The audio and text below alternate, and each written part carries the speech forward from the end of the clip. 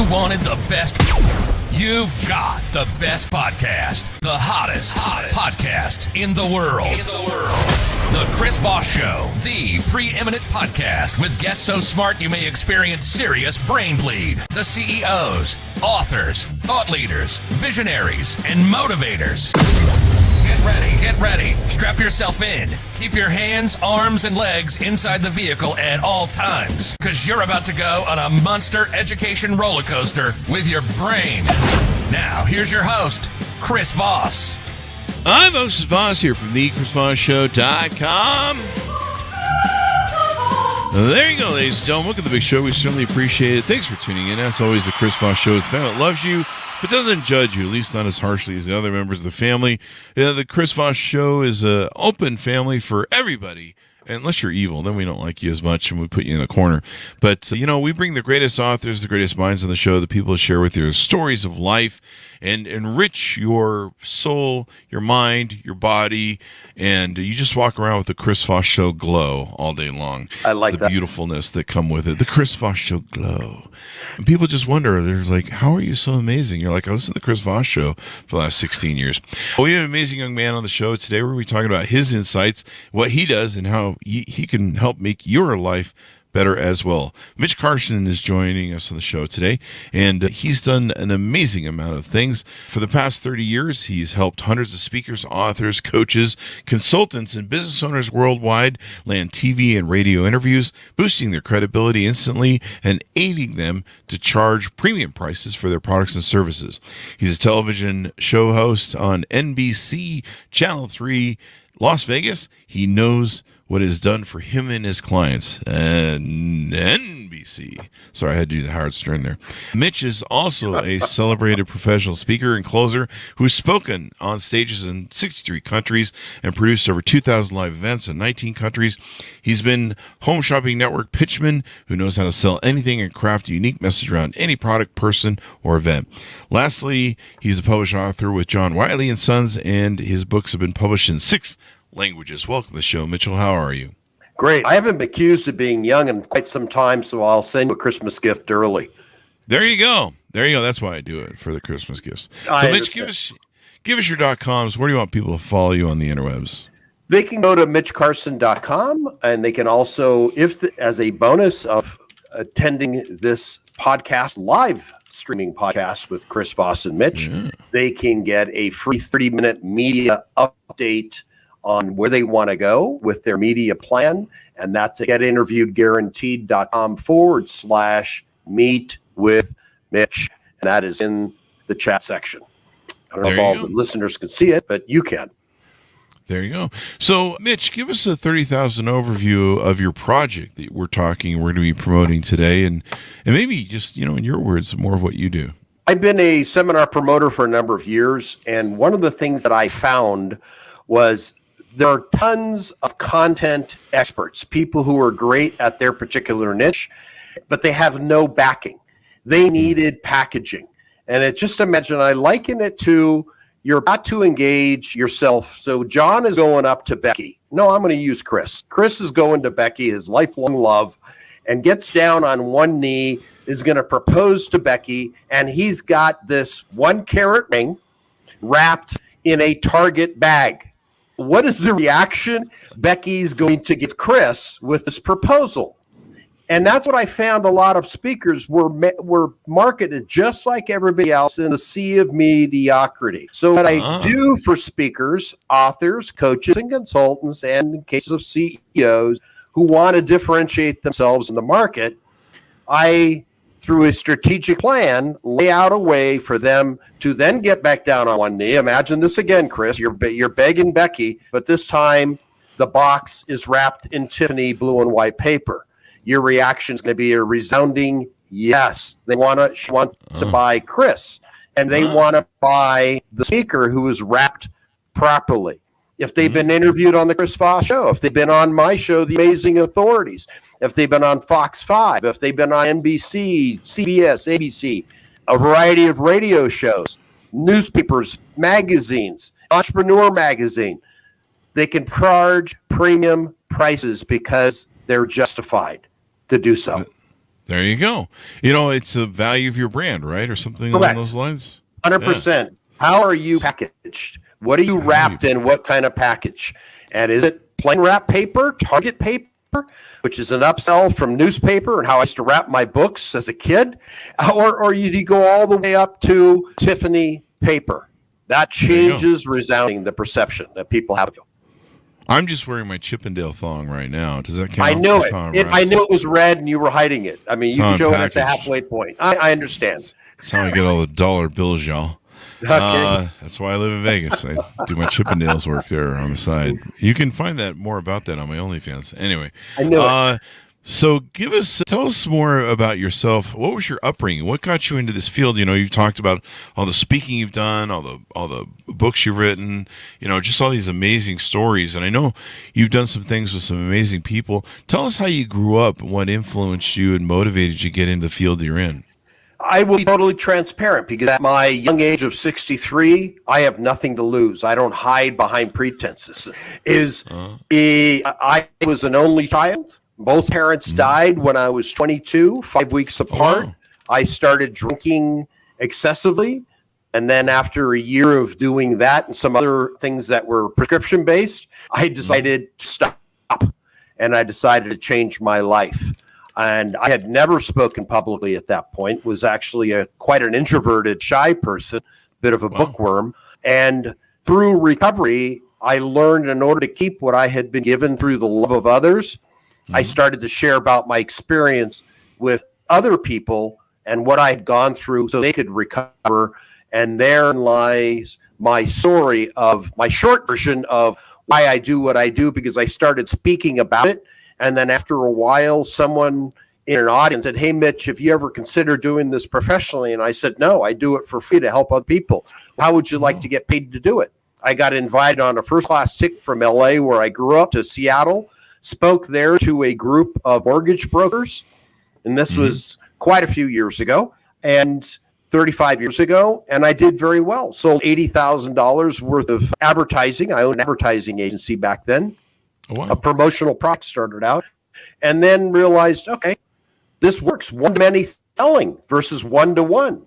You don't do a podcast one-to-one. You're doing one to quite a few, Chris. That's the whole reason we do what we do. One to many is leverage. Definitely. And so you've tell us some of the people you've worked from. I think you have a few different names of people you've worked with that people recognize. Dan Kennedy was a client of mine, not in the speaking sense. I owned an ad agency in LA, and he was a client. I used to mail his newsletter, used to write a column in his newsletter. He's for some of the people who may not know who he is, he's an author of 40 plus books in the direct marketing field. He's quite a bit of a name. I've worked with Mark Victor Hansen, co-author of the Chicken Soup for the Soul series. I have many international people. Yeah. Do you know him? Remember the Chicken Soup for the Soul? No, I just remember reading your bio, and you had a lot of great speakers you worked with. Yeah. And, I shared the stage with Donald Trump once when before he became President Trump, he was Mr. Trump, but that was about 25 years ago. He came in on a helicopter and left the same way. Spoke, the hair never moved. It got back on the helicopter, went back to New York. There you go. Zig Ziglar. Yes. Let's see. Tony Robbins, of course. Everyone knows Tony Robbins. And lots of great people that are on your thing. Lord Sugar, yep. And also Sir Richard Branson in London. That was the other one I was going to reference too. So there you go. So do you still do the TV, the Home Shopping Network is for a brief stint in my life from 96 through 98. And that was the Super Bowl of selling. So it was 1 to 5 million. 1 to 5 million. And I had to sell. And that's why I feel confident I can wrap anybody in a box properly, put them in Tiffany paper and get them on TV. Once I understand how to shine their gem. Some people are rubies, some people are diamonds, whatever it is. I can buff them up, get them ready, speak in sound bites so they can enter the TV world, speak concisely, on point, and raise ratings, because that's what TV producers are after. How are good guests going to help me? It's hence our advertisers. Definitely. And that makes all the difference in the world, raising the elevation of your brain or your brand and your brain, and people don't get it. And talking your media points, knowing what you talk about, one of the reasons we like having authors on the show and people that have high media impression rates or high media, what's the word I'm looking for? They have high media credibility, standing. Standing. That's what I'm looking for. And thank you. And so we like those people because they know their media talking points. They can hit all their talking points. And sometimes a lot of people write us that want to come on the show, and they're like, "So what are we going to talk about?" I'm like, "I don't know. Whatever you're selling. Do you know your talking points? Like, you have a book, right? Yeah. We should probably talk about your book, man. Like, what the." And so that's why we really like having high quality guests on the show, is because they know their talking points. They'll hit their marks. I don't have to carry them through the show. It's a lot of work when you have to carry people. Tell me about it. Yeah. What makes you different than maybe others in your space? I don't know who else is doing your space, but what makes you better and different, I guess? Better and different is it's certainly the fact that I guarantee results. Most publicists, because that's what I function as, publicists for authors and speakers, to get them on television to raise their credibility, will do one thing. They don't offer anything other than just to cash your check. And that shows my age by saying check as opposed to Zelle. They cash your check with a contract of 3 to 6 months, usually at $10,000 a month. Whereas people come in with a 2-day plan, and I get them on 4 network television shows, ABC, NBC, the CW, possibly Fox 5, and CBS, all 4 within 2 days, and a radio show. They're packaged correctly. We media train them, establish their questions that they're going to be asked. We practice, get them ready so they hit home runs every time. I've never had a failure. So I guarantee results, guarantee 4 TV stations. Most publicists will drip out maybe 1 show every quarter. And what I provide in 2 days usually takes $60,000 plus and about a year. Wow. Yes. There you go. So it's fast and guaranteed. Jam it out. And then people are on fire, right? On fire. And then they're leveraged to then use that media that we do right here, conduct an interview it all in Las Vegas. And an ultimate mark where everybody wants to go. This is, let's say, the number 30 market in America, and expressed in terms of population. But the credibility of Las Vegas, the entertainment capital of the world, will then be able to leverage this media capture to go to LA, which is number 2, and of course number 1 is New York. Everybody wants New York. And how do you get there? Do you think a producer is going to take a risk on an unknown person, or are they going to take a risk on Chris Voss, who's been doing podcasts for 16 years, ladies and gentlemen? Exactly. People don't realize if you're bad at media and you make a bad appearance, it costs. You're done. It costs, it'll kill you, but it also costs. Like, my audience will see a drop off if I get 2 bad guests in a row that are awful, boring, and all. They judge you. Yeah, they'll judge me, and they'll just be like, "Oh, I don't know, Chris is going downhill," and you're like, "It was 2 bad ones in a row. That's 2,000 shows. What the fuck do you want from me?" But we'll notice that, and so fortunately, my audience is pretty loyal, where we can skip through it. But the if you don't hit your marks, it costs, like, how people like, well, it doesn't matter. I'm like, no, it does. You can cost us subscribers and audience members. We lose credibility. They're like, oh, Chris is just having a bunch of amateurs on now. I guess all the good people don't want to come on the show. It hurts the reputation. And then, of course, like you said, no one's going to invite them on a show. Even now, I'll bring guests on that I'll see on a show. Like, we've got I think it's New York Times or Washington. I think it's New York Times. That's the ultimate. Yeah. Yeah, she's a top journalist. She just wrote an amazing book about Amazon and kind of their unscrupulous business practices, doing an expose, and she's eating up the charts and eating up the media. And I saw her on one of the medias, and so I said, hey, I want her on the show, and now we've got her coming on the show. And, people like this raise the level of the value of the show, and they bring good media. And it's amazing to me how many people don't understand this concept that are out trying to get media. What is wrong with people? They're just uneducated, stupid, or both? I think in the land of the blind, the one-eyed man is king, and we both have one eye that is working Chris, and they're just blind. And they're listening to their grandmother who says, you don't need to do that. Grandma, you're broke. You're on disability. And I'm going to listen to somebody who's been to the mountaintop. It's not someone that's looking up at it and has got to go to a chiropractor because their neck is hurting. So I'm going to listen to people that know it. And you've stayed the course, Chris. I mean, 16 years, my hat's off to you. You're wearing it. But I really feel my legs. Yeah, I understand. But I can't. I get it. Yeah, there's Advil for that. But you have to continue around pushing forward, and the naysayers are the naysayers, and you need to delete them from your life because we got one turn of the wheel here and do it. Yep. I mean, I know a lot of your listeners have had the privilege of hearing authors on their show, and I'm a published author. A lot of people go to college. They get that. It's a nice diploma, it's a nice sheepskin to have. What's even more credible, in my opinion, because I did go to college, it took me 8 years to get through the process, but I did it, is when I wrote my first book. It is what separates somebody from the rest.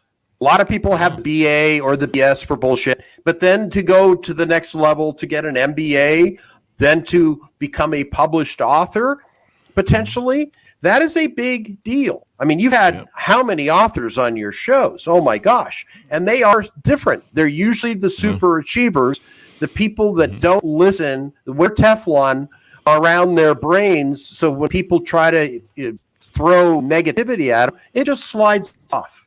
We talk about the Teflon Don, but they're the Teflon people. Teflon authors just have to get it done. There you go. It's really true. You know, one of my problems I have in the business, I don't know if you have any thoughts on this, but a lot of people, they want to come on our show. I get hundreds of people asking to get on our show a month. And I think sometimes we got 1,000. And it's hard to go through, but a lot of people want to come on and they don't have any rep. I mean, like we get these coaches, and of course, you know, coaches have a big problem where they're working out of sometimes their car. You know, it's really hard to separate the good ones from the bad ones, at least knowing what's up front. And so, you know, it's a lot of them, or there's some people that were like, no, I don't think you're quite up to par for our show. It's not that we're being mean.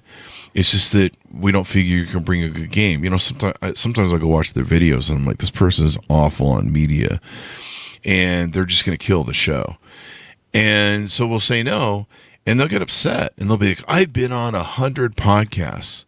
So what? Like, you've been on 100 podcasts that have 10 listeners and that have 10 episodes.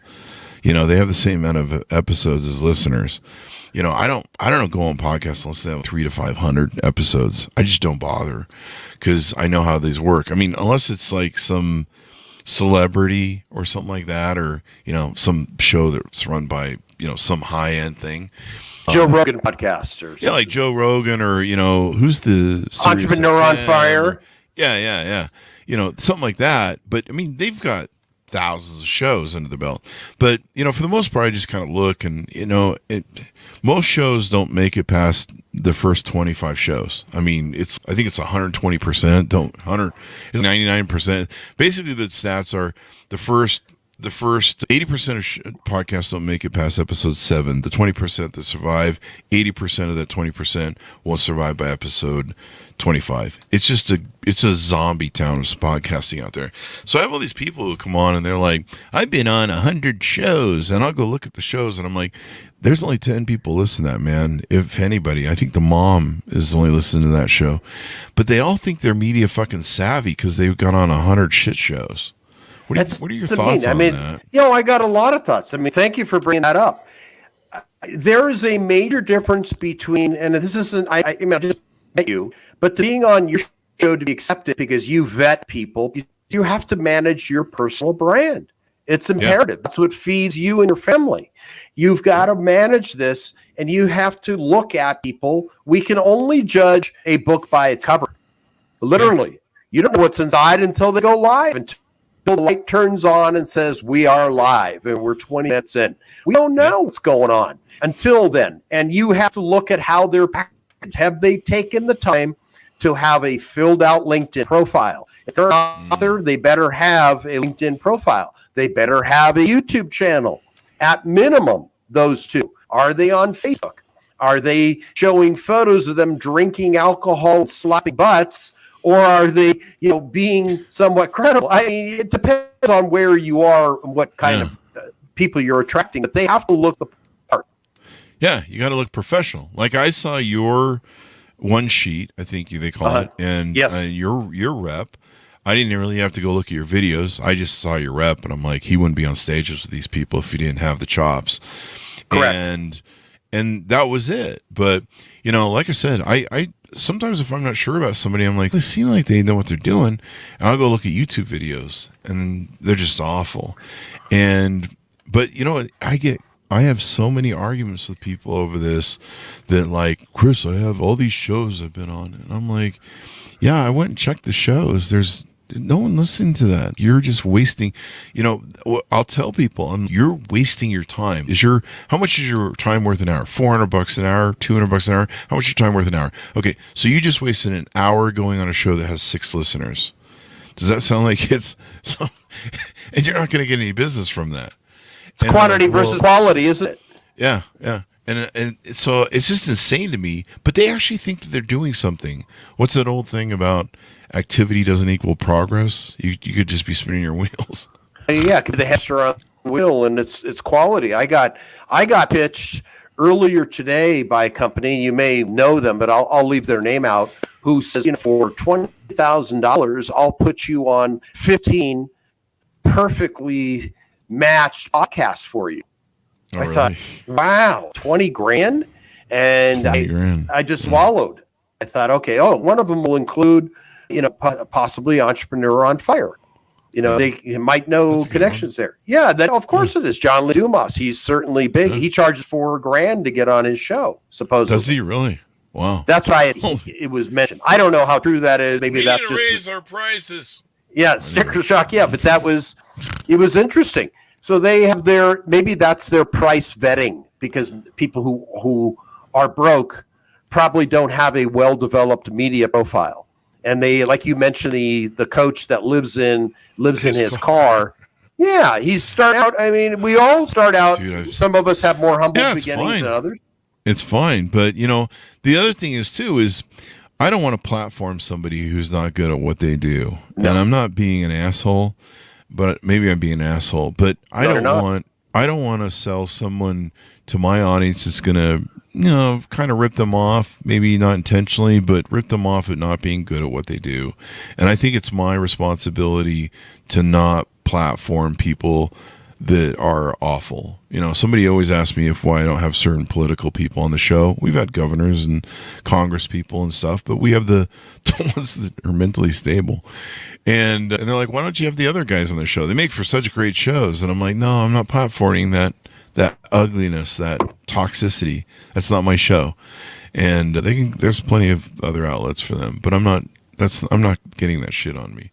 But yeah, you and I should do a whole show about how not to be a stupid podcast guest who thinks that getting on. How about a media guest from the? I was a radio show host in L.A. and I've had people, Chris, who've come up. I'll tell you this one story. A buddy of mine asked.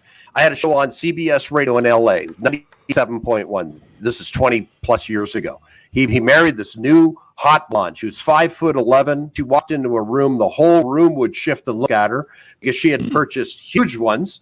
And she walked into the radio show, and there were 4 mics around the square. The engineer was in the booth. This was CBS Radio, and it was all about real estate. I was the host for my client. I hosted the show talking about real estate, and she was a Calabasas real estate professional and sold high-end homes. I thought this woman who walked very confidently would be incredibly effective on air.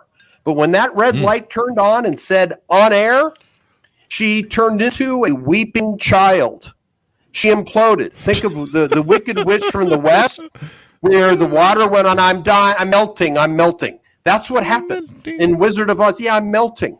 And she melted into a child, blubbering, crying. And this was radio. We're on video and audio. This was only radio. This was about 2005. And she just died right there. And I thought, oh my gosh, I've got to make sure people are trained. I could never have her on again. And she just died. I had to do her whole pitch and her show for her. Her 15-minute claim to fame was Mitch's flubbing it. You had to do the carry, man, where you have to carry. Oh, yeah. Yeah. I mean, you've been there. That is so much work. So much work.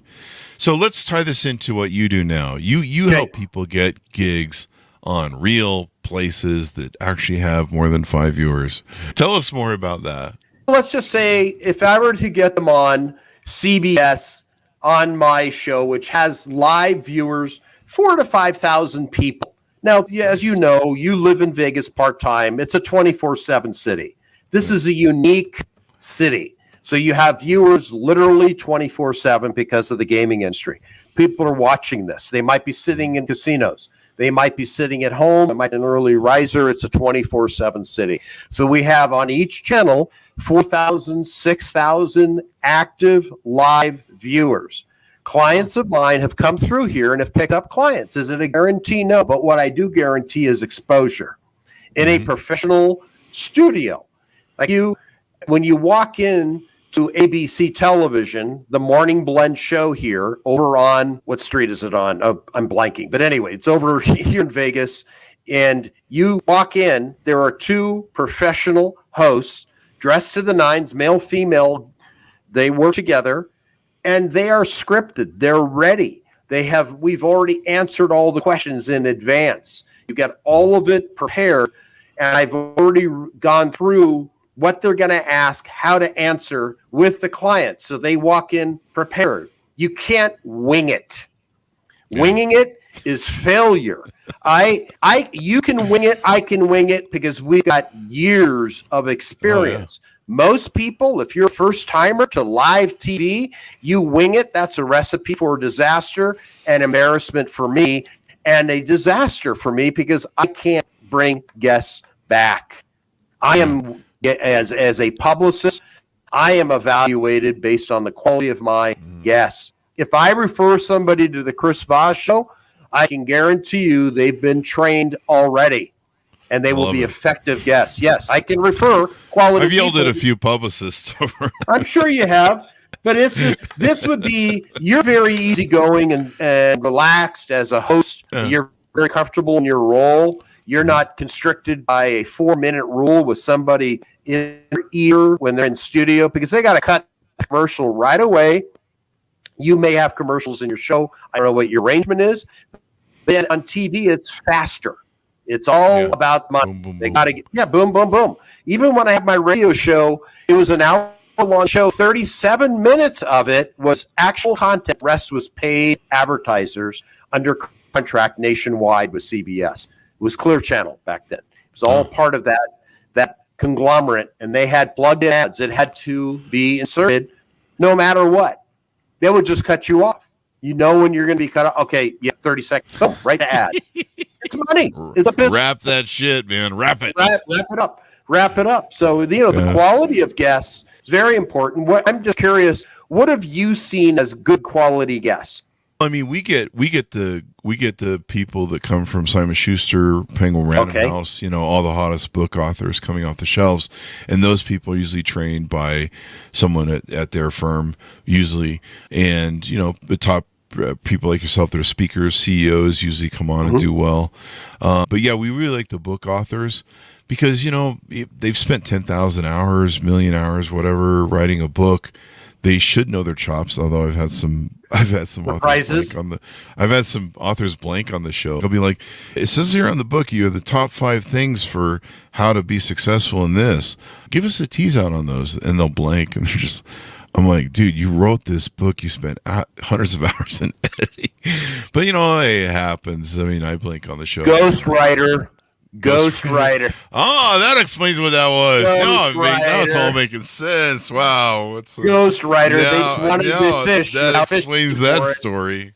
Oh, yeah. That's screens. Wow. That's what that was. There you go. But, to me, that's why we have these top authors on. And usually they write multiple books. and they're very prolific authors, and they usually know their marks. I mean, sometimes I have to come in and carry a little bit. I don't mind that, but it's when you really have to carry somebody and put them on your back and drag them across the finish line, and you're trying to figure out how to sell them. You know, you've been through that. You're like, okay, I guess I'm going to sell your ass because you can't sell. You know, it's interesting. We're doing this. This is our first time meeting. But I help people. I'm a book writing coach as well. I'm off to Singapore in a week to go work and do a book launch for 13 authors that I took through the publishing process to get them to where they are. Most of them reached bestseller status, at least in new releases on Amazon. And we're doing a book launch. We're inviting the media in Singapore over. Channel News Asia is a channel, CNA, the radio show, and as well as the TV show and a print publication, to come for the launch party. These are 12 authors, all of whom have been media trained by me because they've been interviewed for my CBS show here in Vegas. And I think I can refer them to you, Chris. How would you like to have Singapore? They're all super successful people, super smart. They would love to be interviewed by you. Let's take a look at them. I'll bring them all, send them over to you. But that just hit me. So you want these authors? I got 13 brand new published authors, all of whom are super. Now, are they independent authors, or they put through major publishers? No, they didn't go through major publishers. We got them all through Amazon. Next step is to take them maybe to Random House or some of the other, Time Warner, Penguin. That's subtle too, but the key is get it done. Yeah, because we noticed there's a huge difference between independent authors, published authors, and the ones that come from the big houses. There's some the big houses must sit down with them and go through things, and like the other thing is too is the big houses they go through like PR days where they go through 30 interviews in a day. It's pretty pounding and crazy, but they get used to it. Yeah, but we notice the difference between independent authors, and so we look at them a little bit harder. Yeah. And I would make sure that some of them I wouldn't recommend to you. Some of them I would. And I'd be very selective because I wouldn't risk my reputation and or new friendship with you by bringing people to you that would turn a blank. But they've all been through my media training. There you go. So as we go out, tell us people how they can utilize your services, how they can onboard with you, how they can reach out, how they can see your websites and find out more about you. Can they see the link that is in the chat? Or they can't. Okay. There'll be a link on the chrisvossshow.com. And then, of course, we bookend it on the audio of the show. Here it is, getinterviewedguaranteed.com/meet with Mitch. That's getinterviewedguaranteed.com/meet with Mitch. Third time because I'm a radio guy. Getinterviewedguaranteed.com/meet with Mitch. That's where you can book a complimentary, only because you're on Chris Voss Show, a meeting with me to discuss how you can use media to your advantage to leverage your brand, your book, your business to the next level. There you go. Thank you very much, Mitch, for coming on the show. We really appreciate it. Thank you for having me, Chris. I will be referring great qualified clients to you in the future. And of course, I want you on my show in the near future as well when you're back in Vegas. I would love to do that. Yeah, there you go. Yeah, let's do it. I need at least 5 new subscribers to the show. And now you're going to have a huge audience. I don't mean to put it that way. I'm just saying I'll only attract 5 people that will like me on your show. And the rest of your people are going to go, nah, I don't think so. You'll get good guests out of it because I only interview authors. There you go. They're all authors. Well, yeah. I don't know if you've written a book, but if you have, great. Oh, then you're perfect. You bring your book. We'll talk about leadership. There you go. Yeah, there you go. So thank you for coming on, Mitch. Thanks, my team. Go to goodreads.com/Chris Voss, LinkedIn.com/Chris Voss. Chris Voss, one of the TikTokity, all those crazy places on the internet. Thanks for tuning in. Be good to each other. Stay safe. We'll see you next time.